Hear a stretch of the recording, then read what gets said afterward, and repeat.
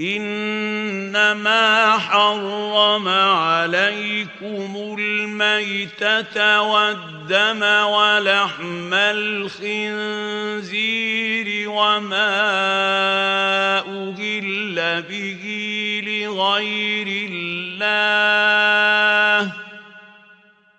فمن اضطر غير باغ ولا عاد فلا إثم عليه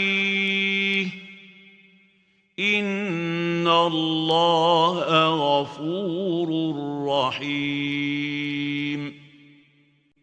اس نے تو تم پر بس مرا ہوا جانور اور لہو اور سور کا گوشت اور جس چیز پر اللہ کے سوا کسی اور کا نام پکارا جائے حرام کر دیا ہے.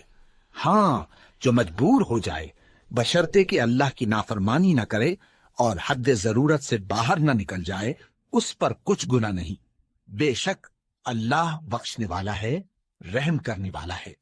He has only forbidden to you dead animals, blood, the flesh of swine, and that which has been dedicated to other than Allah. But whoever is forced by necessity, neither desiring it nor transgressing its limit, there is no sin upon him. Indeed, Allah is forgiving and merciful.